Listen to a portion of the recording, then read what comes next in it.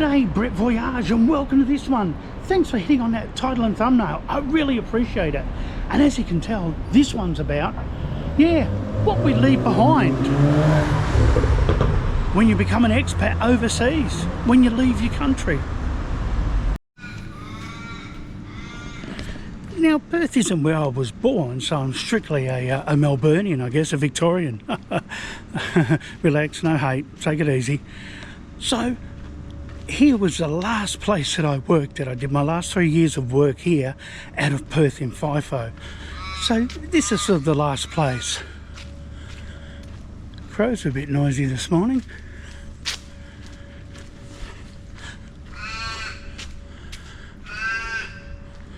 Highly intelligent birds, crows. They recognise faces, hold grudges. There they are up there, look like a gang. There they are, look. On top of that building. Yeah. Oh, look. Yeah, they're highly intelligent.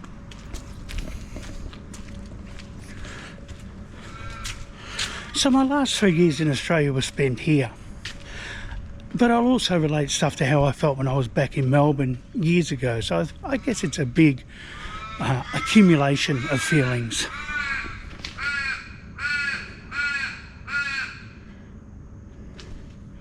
Like something out of a Hitchcock film, eh?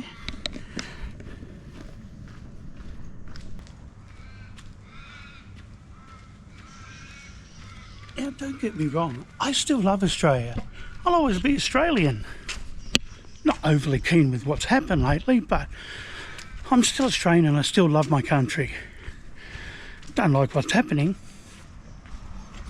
but there's not much we can do about that, is there really? Voting doesn't seem to work.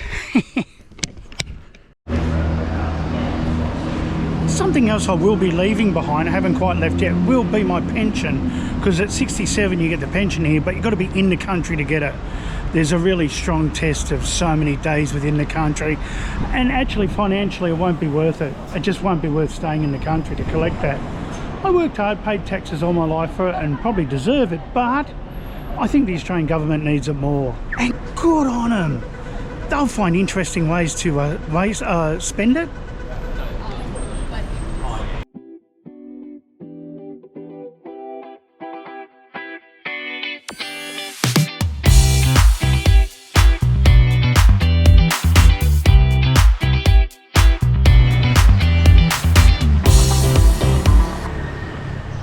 Now the whole pension thing doesn't really matter. It's not a big amount of money and it's a smallish sacrifice to leave behind to have your money go further here and to enjoy life anyway.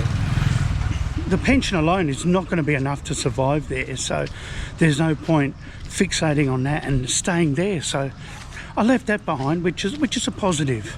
I think that's one of the best things to leave behind because it's sort of a little bit of money to leave you trapped, to leave you just hanging on by a thread and being thankful. So it's not really worth it. You're better off planning to get out and use money elsewhere.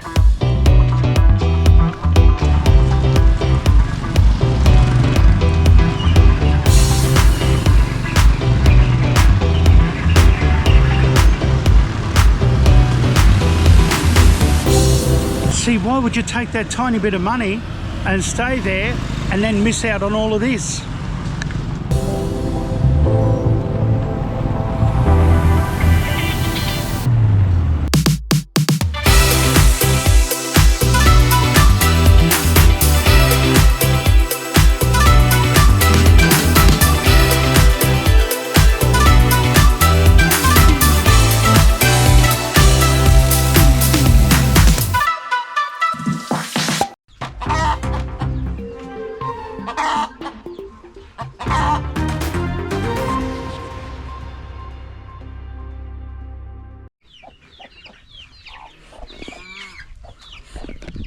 Yes, welcome to a duck update.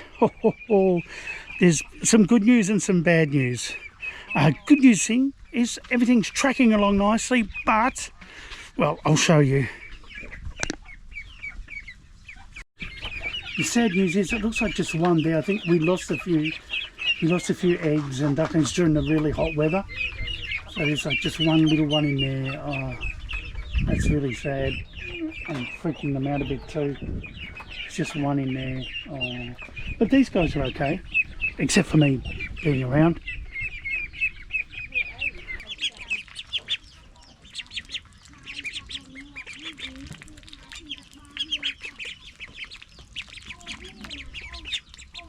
I know there's only one. Do we have savan or Yeah. the red egg? The rat ate the live ones. Yeah, And it's some of the all, eggs died. every day. Oh. How do we keep the rat We away need to buy like this more. so the rat can't get? Yeah, we can. Are these the homes you're talking about to Yeah, buy? yeah. Let's get some.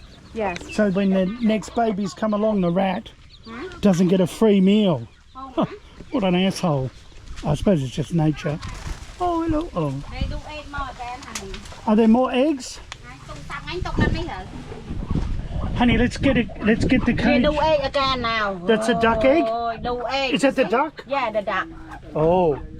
Well, then we need to buy. Oh. No, I'm a pong with copper. So we need to get. Oh, look, they've even got a mobile phone. The ducks use a mobile phone. Oh, and the chicken do eggs there. Yeah. And then ducks up in the back corner still. Oh.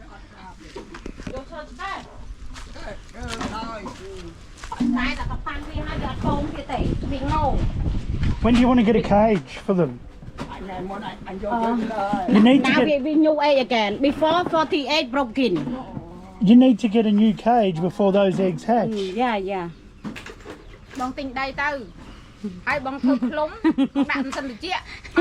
With a lock. With a lock. She asked you, you can Yeah. buy land. Buy You land. can do the. And we buy a big farm. I told you we have to get here. Yeah. We have to buy. Yeah. So over there for Yeah. $1 million, Yeah. and we put duck over there. Yeah.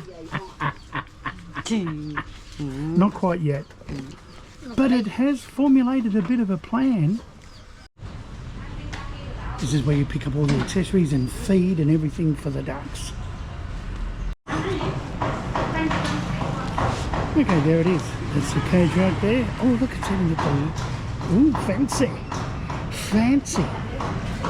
Oh, yeah, that'll protect them. Even an exercise cage.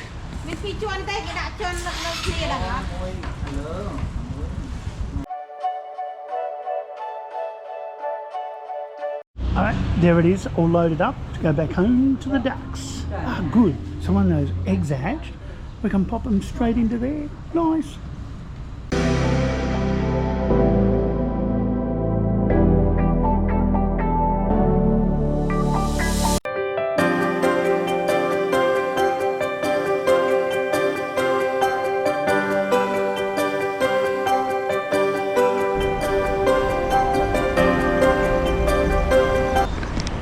You leave behind the financial pressures and the crap that just gets weighed on top of you at a cost of everything. Everything costs something, down to a paper bag.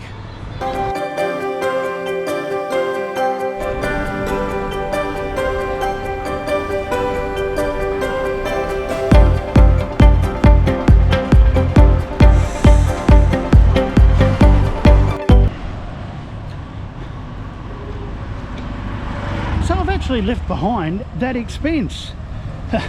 I'm not paying that for a haircut. There's not enough hair there to warrant that amount. Look at that, I'm going through my Pablo Picasso stage. We'll go somewhere cheaper and get a good haircut.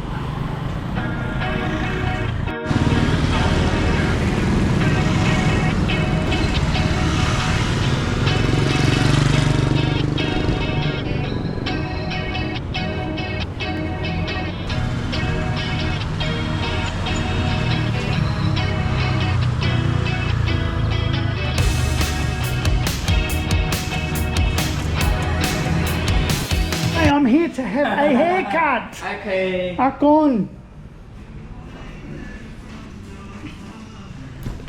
So instead of paying all that money in the West, come here and get a haircut.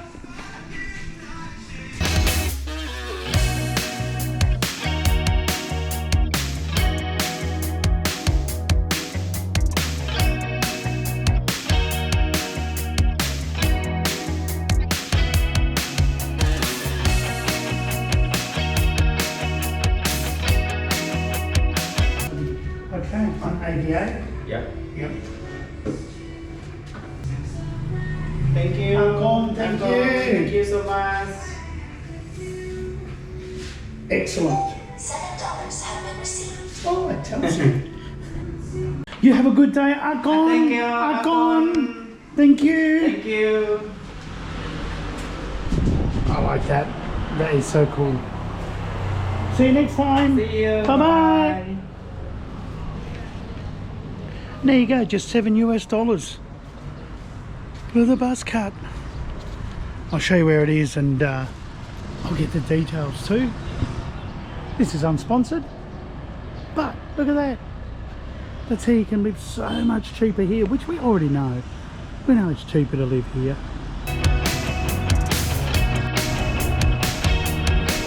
I nearly forgot to show you the result. There you go, back to the Telly Savalas.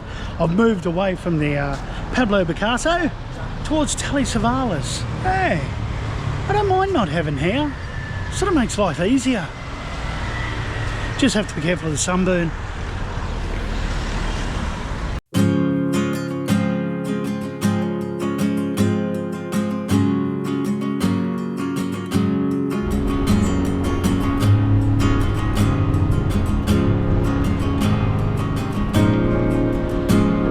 The sadder things also is that you do leave friends and family behind. You're still in contact, but you're not living in the same experience that they are.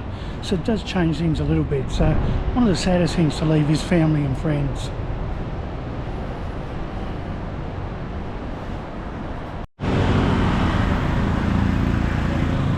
But the good news is you're going to make family and you're going to make friends here. I just ran into one there, Chris.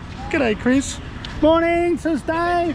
Saksabai. Oh, walking on. Sorry. Good luck, though. Good luck. Yeah. Akon. See, you're going to make friends and family here. So in actual fact, you're probably lucky because you're doubling your friend and family base. There's such a thing as a phone and the internet and all that stuff. You can still contact your family and friends back in Australia or where you're from, but you'll get heaps of friends and family here. Now there is something that I left behind that I just can't live without, that I just have to have, and we'll see if it's here. I hope it's here, but I can't leave it behind in Australia. I have to see if it's here.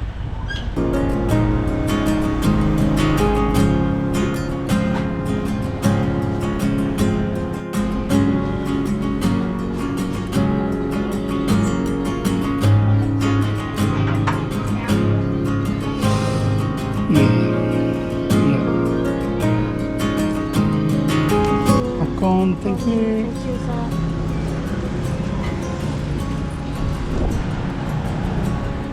There's a lot of things I left behind, and one of the major things that I can get here and that I want here is this magic little thing. Oh yeah, thank you very much.